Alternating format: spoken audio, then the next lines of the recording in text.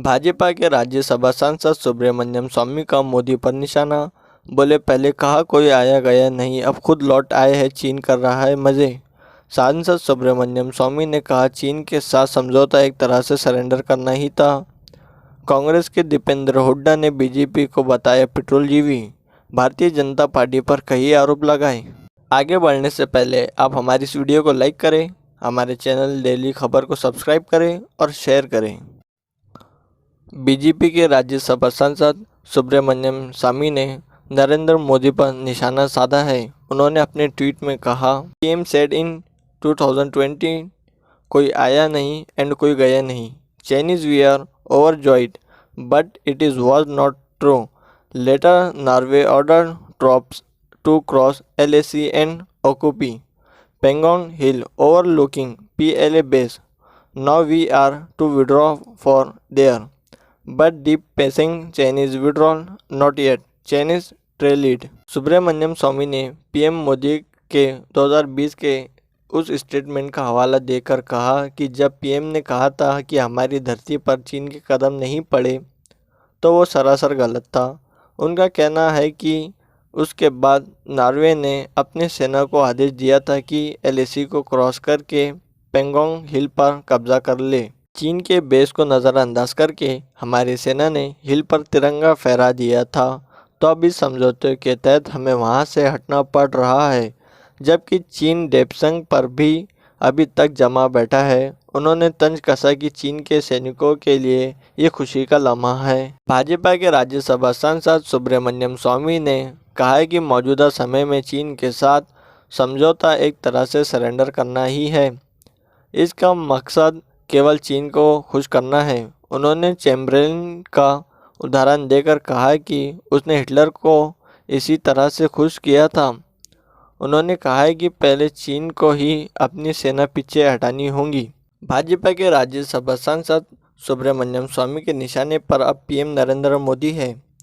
चीन के साथ हुए समझौते को लेकर उन्होंने मोदी पर निशाना साधा है कि पहले बोले कि कोई आया गया नहीं है। स्वामी ने कटाक्ष किया है कि पीएम का वो स्टेटमेंट ठीक नहीं था।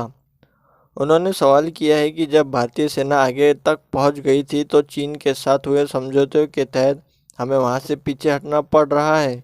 इससे चीन तो खुशी से झूम उठा है। कांग्रेस के दीपेंद्र हुड्डा ने बीजेपी को बताया पेट्रोलजीवी।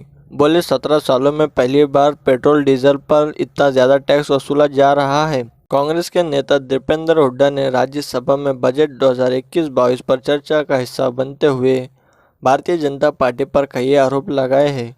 उन्होंने केंद्र में सत्तारूढ़ मोदी सरकार को घेरते हुए कहा है कि इनका 7 साल का कार्यकाल इसकी गवाह है कि सरकार ने बड़े बड़े नारे दिए। चुनाव में इसका नारा था कि हर साल 2 करोड़ रोजगार देंगे। इस हिसाब से 14 करोड़ रोजगार लोगों को मिलना जाना चाहिए थे, लेकिन इसके विपरीत मोदी सरकार के कार्यकाल में 17 साल के अब तक रिकॉर्ड में बेरोजगारी का आंकड़ा चौंकाने वाला है। मोदी सरकार के कार्यकाल में सिर्फ बेरोजगारी ने ही नहीं रिकॉर्ड तोड़ा है। 17 सालों में सबसे ज़्यादा डीजल और पेट्रोल भी महंगा हुआ है तो वो इसी सरकार में हुआ है। 17 सालों में डीजल और पेट्रोल पर सबसे ज़्यादा टैक्स इसी सरकार ने वसूल किया है। 17 सालों में पहली बार मोदी सरकार के कार्यकाल में डॉलर के मुकाबले रुपये इतने नीचे गिरा है। 17 सालों के रिकॉर्ड में NPA के जरिए बैंकों का कर्ज सबसे ज़्यादा डूबा है। इन्हीं 17 सालों में सबसे ज़्यादा गरीब और अमीर में अंतर बढ़ा है, तो वो भी इसी सरकार के कार्यकाल में हुआ है। 1% सबसे अमीर व्यक्तियों के पास 73% संपत्ति केवल कोरोना काल में हुई। 11 जो सबसे अमीर हिंदुस्तानी हैं उनकी संपत्तियों में 13 लाख करोड़ रुपए का इजाफा हुआ। इसी दौरान उन्होंने देश में चल रहे किसान आंदोलन का मुद्दा भी उठाया। कांग्रेस नेता ने तीनों कानूनों को देश के पूंजीपतियों के फायदा पहुंचाने वाला कानून बताया है।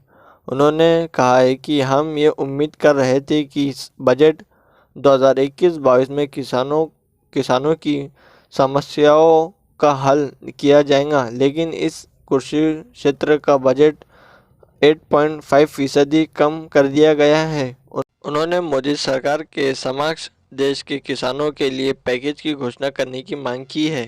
अभी की वीडियो में बस इतना ही। अगर से आपको हमारी ये वीडियो अच्छी लगी हो तो हमारी इस वीडियो को लाइक ज़रूर करें, हमारे चैनल डेली खबर को सब्सक्राइब करें और शेयर करें।